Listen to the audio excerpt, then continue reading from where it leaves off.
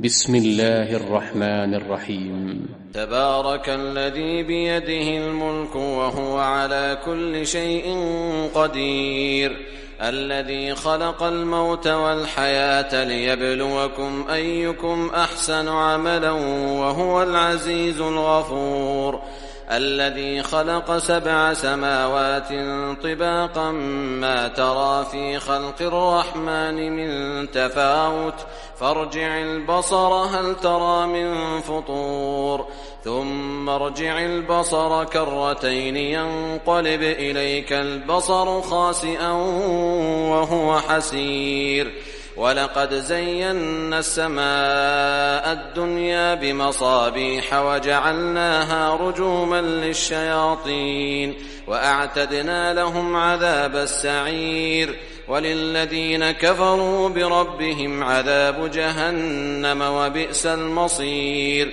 إذا ألقوا فيها سمعوا لها شهيقا وهي تفور تكاد تميز من الغيظ كلما ألقي فيها فوج سألهم خزنتها ألم يأتكم نذير قالوا بلى قد جاءنا نذير فكذبنا وقلنا ما نزل الله من شيء إن أنتم إلا في ضلال كبير، وقالوا لو كنا نسمع أو نعقل ما كنا في أصحاب السعير، فاعترفوا بذنبهم فسحقا لأصحاب السعير.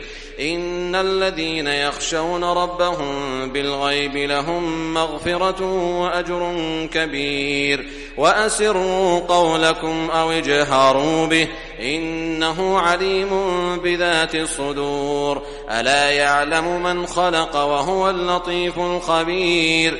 هو الذي جعل لكم الأرض ذلولا فامشوا في مناكبها وكلوا من رزقه وإليه النشور.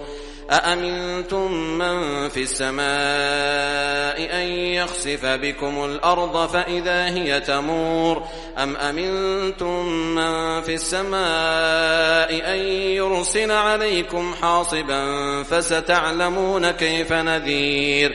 ولقد كذب الذين من قبلهم فكيف كان نكير.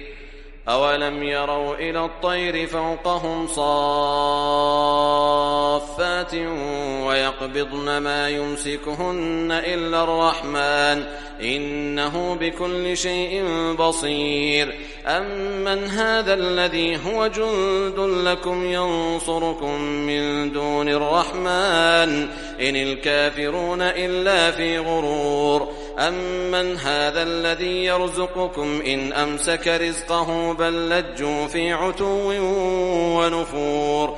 أفمن يمشي مكبا على وجهه أهدى أمن يمشي سويا على صراط مستقيم.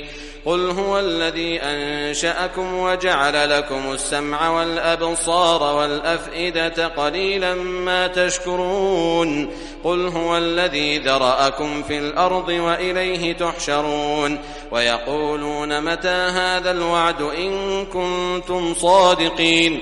قل إنما العلم عند الله وإنما أنا نذير مبين. فلما رأوه زلفة سيئت وجوه الذين كفروا وقيل هذا الذي كنتم به تدعون. قل أرأيتم إن أهلكني الله ومن معي أو رحمنا فمن يجير الكافرين من عذاب أليم. قل هو الرحمن آمنا به وعليه توكلنا فستعلمون من هو في ضلال مبين. قل أرأيتم إن أصبح ماؤكم غورا فمن يأتيكم بماء معين.